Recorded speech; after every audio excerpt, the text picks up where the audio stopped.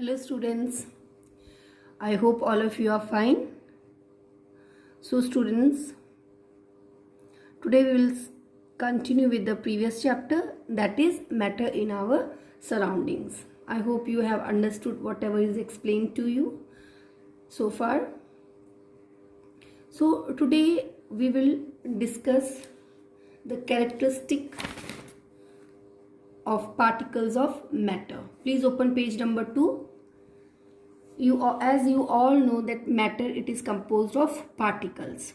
Okay, though we are not able to see the particles are so small, but matter, whatever matter, there are three states of matter: solid, liquid and gas, and it is made up of particles. Your book, your pencil, pen, chair, rubber, this all is solid state of matter.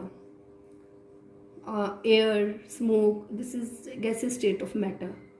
Milk, water, they are liquid state of matter, and all these things are made up of particles, very very small particles or very very fine particles. Now today we will discuss some of the characteristics of particles of matter. 1.2.1, it says particles of matter have space between them. This we have discussed before also in the previous class also, that particles of matter have space between them. Okay, that only the same activity which we did in last class, that is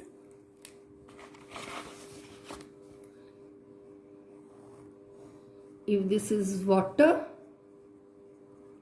and if there is salt here, if this is salt, then this salt, it will spread in whole of the water.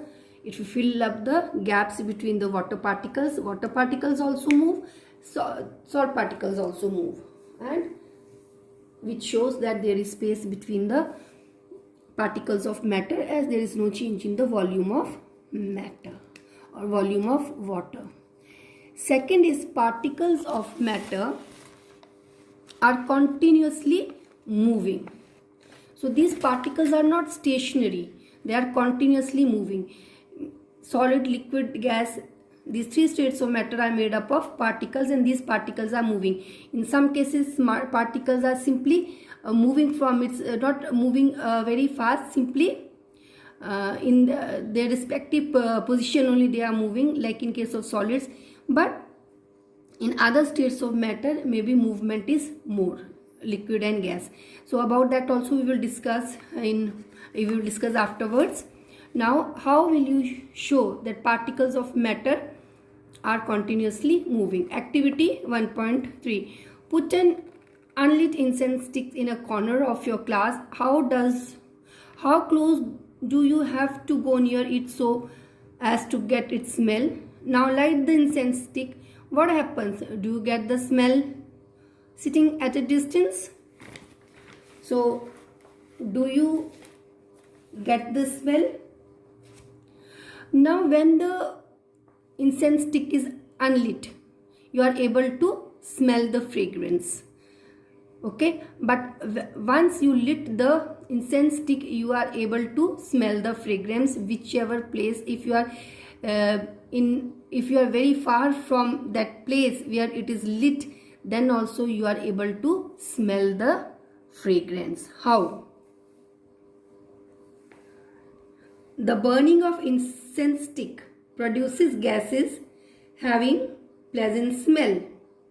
The particles of gases produced by the burning of incense stick moves rapidly in all directions, mixing with the air particles also, and every part of the room, and reach every part of the room quickly.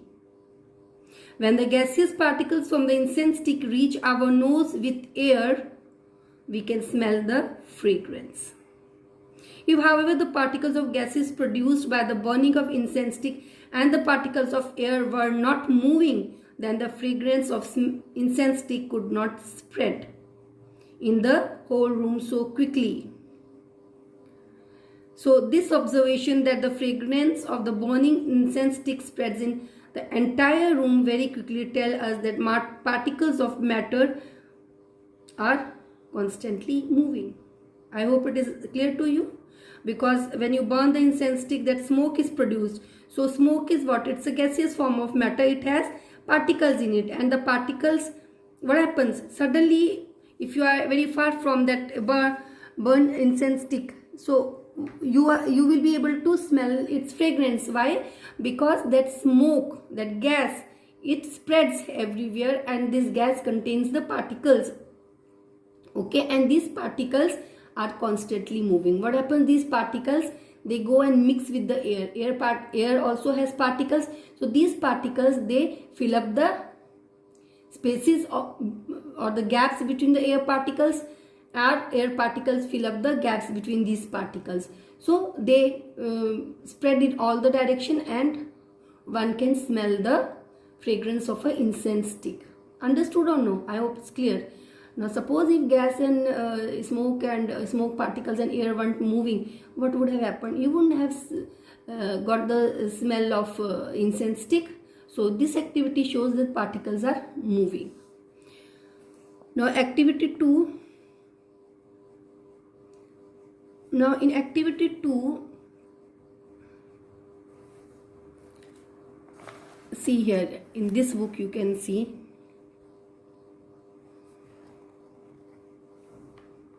now this, you take one tube. Okay, now this tube has this light blue color water, and here at this one end, okay, you take copper sulfate crystals.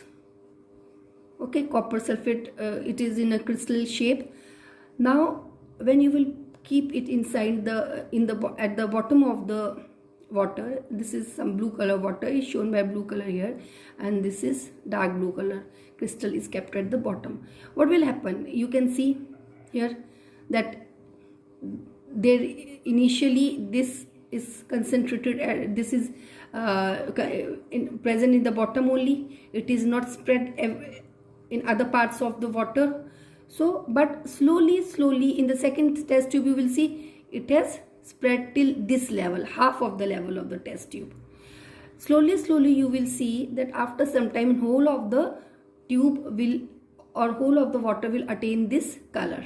Understood? Now what happens? These copper sulfate crystals are present here. Now this copper sulfate crystals has higher concentration here, and copper sulfate crystals are solid. Understood? Copper sulfate crystals are solid in nature, and they also have particles, and particles are moving. So what happens? Slowly these particles, it starts moving. It moves in those parts where the concentration is less, and it tries to fill the gaps between the water molecules. So after some time you will see that it is uniformly distributed. So this activity also shows that particles are moving, and this process of movement from a region of higher concentration to the region of lower concentration is called as diffusion. This we have discussed yesterday also in biology class. Understood? So the spreading of blue color of copper sulfate in water is due to the copper sulfate particles as well as water particles. Understood? Now third activity. So this was the third activity. So particles, you can refer page number 3. Particles of matter are continuously moving, that is they possess what we call the kinetic energy. Okay, there is one energy which the moving bodies have. So they have this kinetic energy. Now students, another thing is this. If you suppose, if here, okay, if suppose you take two test tubes, suppose this test tube and this test tube. So suppose here, if suppose this is cold water, this is hot water. So in which of the test tube the particles or the copper sulfate will mix fast? It will mix fast in the second test tube. So temperature increases the rate of diffusion or the rate of movement of particles, because these particles, they gain extra energy and they move fast. Okay, now let us read this, what is given here. See here, please mark here. As the temperature rises, particles move faster.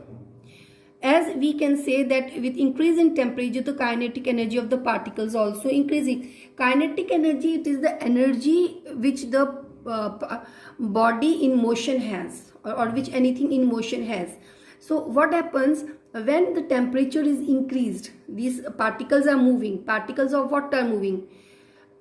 Particles of water and copper sulfate crystals are moving. So that means they have some energy, kinetic energy. And when it is heated, what happens? Kinetic energy is increased. Because see, when it is heated, okay, in test tube 2 here, it is heated. So they get extra energy or no? They get extra energy, and due to that, what will happen? They will move fast, and if they will move fast, they will spread fast. Okay, so that is why on increasing the temperature, the movement particles, they move fast. I hope it is clear to all of you. Particles of matter attract each other. So particles of matter attract each other. So what is given in this activity? It's given that make 4 groups.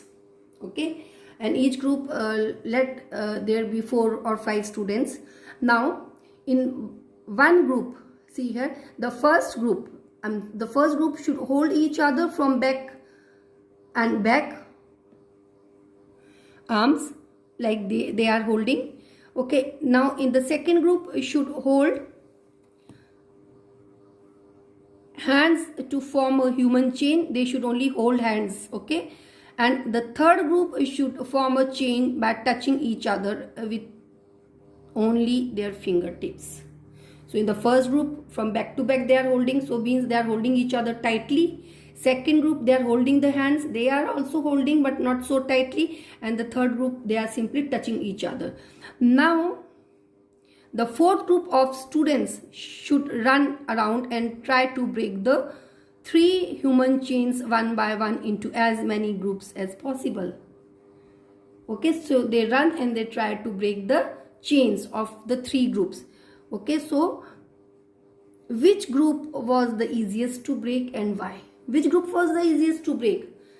The third group was easiest to break because they were simply touching each other. They were not holding each other tightly. So that is why that group was easiest to break. Understood or no? Refer this activity 1.7. Take an iron nail, a piece of chalk and a rubber band. Try breaking them by hammering, cutting and stretching. In which of the above 3 substances do you think the particles are held together with greater force? In which of the 3 of these substances the easier to break? Now if you will hammer chalk, if you will hammer iron, if you will hammer rubber band, which one will break fast? Iron will not break fast, chalk will break fast comparative to iron and rubber. I hope it is clear to everyone. So now please refer activity 1.8. Take some water in a container. Try cutting the surface of the water with your finger. Can you cut the surface of water with your finger? No. Why? Because water is a state of matter. It is made up of particles, and here the force of attraction between particles is less. That is why what happens? That is why the surface of water can be cut with the fingers. It can easily pass through the water. Okay, so our hand or the fingers can easily pass through water. Why? Because it is made up of particles and the force of attraction between the particles of water is less. That is why it can simply pass, or it can simply cut the surface of water. Now students, can you pass your hand through iron? No. Why? Because in iron the particles are very close to each other. They are strongly attracted. That is why one cannot pass the hand through one cannot try cutting the iron nail. Have you understood or no? I hope it's clear to everyone. So we will discuss till here in today's class, and if you have any doubt you can clear in the clarification round. Thank you, students.